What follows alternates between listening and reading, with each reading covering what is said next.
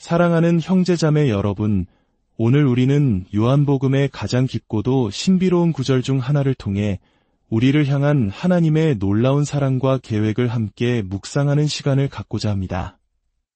이 말씀이 여러분의 마음에 깊은 울림과 평안을 주기를 소망합니다.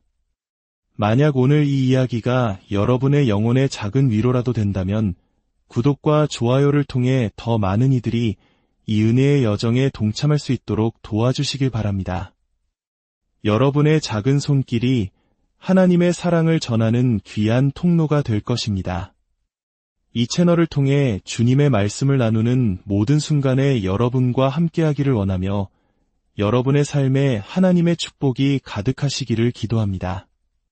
자, 이제 함께 요한복음 1장 14절의 세계로 들어가 보겠습니다.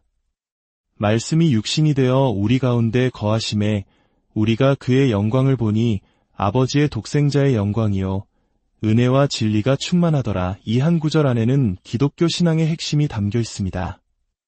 이 말씀은 단순한 문장이 아니라 인류 역사를 뒤바꾼 가장 위대한 사건에 대한 선포입니다. 먼저 말씀이 누구인지 알아야 합니다. 요한복음은 1장 1절에서 이렇게 시작합니다. 태초에 말씀이 계시니라. 이 말씀이 하나님과 함께 계셨으니 이 말씀은 곧 하나님이시니라. 여기서 말하는 말씀, 즉 헬라어로 로고스는 바로 예수 그리스도를 가리킵니다. 그는 세상이 창조되기 이전부터 영원 전부터 하나님과 함께 계셨으며 그분 자신이 바로 하나님이셨습니다. 이 세상 모든 만물이 그를 통해 지음 받았습니다. 그런데 오늘 본문은 그 영원하신 하나님, 말씀이 육신이 되었다고 선언합니다. 이것이 바로 성육신, 즉 하나님이 인간의 몸을 입고 이 땅에 오신 사건입니다. 신적인 존재가 자신의 신성을 버리지 않은 채로 완전한 인간이 되셨다는 것. 이것은 인간의 이성으로는 다 이해할 수 없는 깊고 오묘한 신비입니다. 우리의 하나님은 한 분이시지만 성부, 성자, 성령의 세 인격으로 존재하시는 삼위일체 하나님이십니다. 성자 하나님이신 예수님은 성부 하나님과 다른 인격이시지만 본질적으로는 동일한 하나님이십니다. 어떤 이들은 하나님께 아들이 있다는 이 개념을 마치 인간이 자녀를 낳는 것처럼 오해하기도 합니다. 그러나 성경이 말하는 하나님의 아들은 시간 속에서 창조된 존재가 아닙니다. 그는 시작이 없으신 분이며 아버지와 영원히 함께하신 분입니다. 성모 마리아조차도 그분을 통해 창조된 피조물입니다. 이 교리는 우리 신앙의 기초이며 이 신비를 지킬 때 우리는 비로소 진리 위에 굳건히 설 수 있습니다. 그렇다면 왜 전능하신 하나님은 연약한 인간의 몸을 입고 이 땅에 오셔야만 했을까요? 그토록 위대하고 장엄한 사건이 우리에게 주는 의미는 무엇일까요? 첫째, 우리에게 하나님의 영광을 보여주시기 위함입니다. 본문은 말합니다. 우리가 그의 영광을 보니 아버지의 독생자의 영광이요. 많은 사람들이 예수님의 영광을 오해합니다. 그 영광은 눈부신 외모나 화려한 기적에 있지 않았습니다.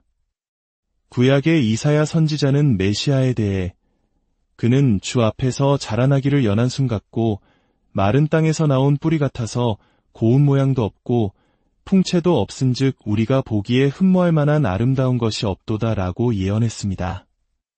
예수님은 당대의 어떤 왕이나 영웅보다도 평범한 모습이셨을 것입니다.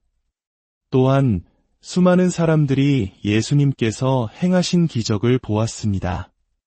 죽은 나사로가 무덤에서 걸어 나오는 것을 보고도 그들은 예수님을 믿기는커녕 그를 죽이려고 모의했습니다.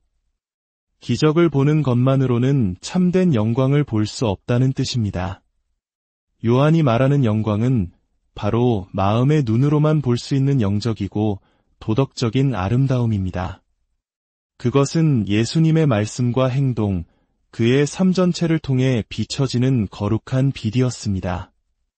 죄인과 세리의 친구가 되어주시는 그분의 자비에서, 굳어버린 율법을 사랑으로 완성하시는 그분의 지혜에서, 그리고 자신을 십자가에 못 박는 자들을 용서하시는 그분의 무한한 사랑에서 제자들은 세상 그 어디에서도 볼 수 없었던 하나님의 영광을 목격한 것입니다. 그리고 그 영광의 가장 중요한 특징은 바로 은혜와 진리가 충만하더라는 것입니다. 은혜란 받을 자격이 없는 자에게 베푸시는 하나님의 무조건적인 사랑과 호의입니다. 진리란 결코 변하지 않는 하나님의 공의와 신실하심을 의미합니다. 이 두 가지는 마치 물과 기름처럼 섞일 수 없어 보입니다. 공의로운 하나님은 죄를 반드시 심판하셔야만 합니다. 그것이 진리입니다. 하지만 사랑이신 하나님은 죄인인 우리를 구원하기 원하십니다. 그것이 은혜입니다. 하나님은 이 딜레마를 어떻게 해결하셨을까요? 여기서 우리는 하나님이 육신이 되셔야 했던 두 번째, 그리고 가장 중요한 이유를 발견하게 됩니다.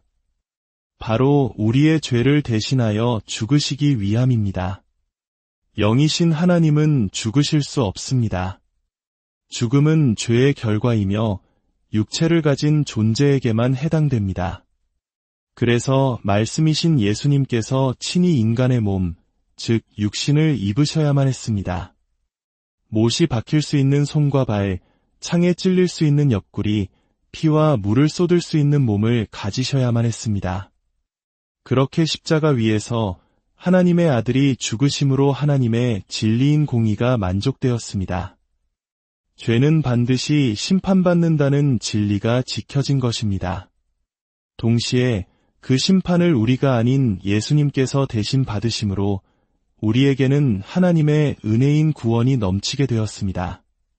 십자가는 바로 은혜와 진리가 만나는 유일한 장소입니다. 예수님이 육신이 되어 오신 것은 위대한 구원을 이루시기 위한 하나님의 사랑의 계획이었습니다. 그렇다면 오늘을 살아가는 우리는 어떻게 그 영광을 볼 수 있을까요? 우리는 2000년 전에 그 자리에 없었고 예수님을 직접 보지도 못했는데 말입니다. 사도 바울은 고린도후서 4장에서 이렇게 말합니다. 그 중에 이 세상의 신이 믿지 아니하는 자들의 마음을 혼미하게 하여 그리스도의 영광의 복음의 광채가 비치지 못하게 함이니 그리스도는 하나님의 형상이니라. 사탄은 지금 이 순간에도 우리의 마음 눈을 가려 복음 속에 나타난 그리스도의 영광을 보지 못하게 방해하고 있습니다. 아무리 성경을 읽고 설교를 들어도 마음이 열리지 않으면 그것은 그저 종교적인 이야기로만 들릴 뿐입니다. 그래서 우리에게는 거듭남이 필요합니다. 요한복음 1장 12절과 13절은 이렇게 말합니다.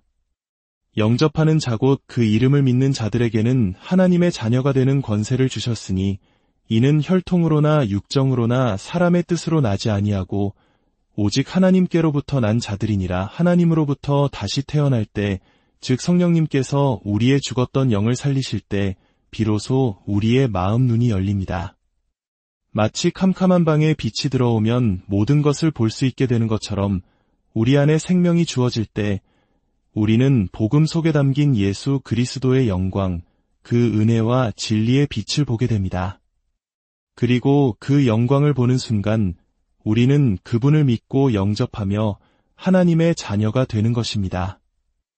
이 모든 것은 하나님의 주권적인 은혜로 기적처럼 한순간에 일어나는 신비로운 사건입니다. 사랑하는 여러분, 오늘 저는 여러분 앞에 성육신하신 하나님의 아들 예수 그리스도를 높이 들어 올립니다. 그는 단순한 역사적 인물이 아닙니다. 그는 육신이 되어 우리 가운데 오셨던 말씀이시며 은혜와 진리가 충만하신 하나님의 영광 그 자체이십니다. 이 시간 성령님께서 여러분 각자의 마음 문을 두드리시길 기도합니다. 여러분의 마음 눈을 여셔서 복음 안에 빛나는 그리스도의 영광을 보게 하시기를 간절히 소망합니다. 그 영광의 빛이 여러분의 삶에 들어올 때 여러분은 세상이 줄 수 없는 참된 평안과 기쁨, 그리고 영원한 생명을 얻게 될 것입니다. 함께 기도하겠습니다. 하나님 아버지, 오늘 말씀을 통해 우리에게 다가오시는 주님의 은혜에 감사합니다. 영원하신 말씀께서 우리를 위해 낳고 천한 육신을 입고 이 땅에 오신 그 크신 사랑을 어찌다 헤아릴 수 있겠습니까? 십자가에서 보여주신 그 은혜와 진리의 영광 앞에 저희의 모든 것을 내려놓습니다. 아직 마음의 눈이 감겨 그리스도의 영광을 보지 못하는 이들이 있다면 성령님께서 친히 찾아가 주셔서 그 눈을 열어주옵소서. 그리하여 우리 모두가 예수 그리스도를 구주로 영접하고 하나님의 자녀가 되는 기쁨을 누리게 하옵소서. 우리 구주 예수 그리스도의 이름으로 기도드립니다.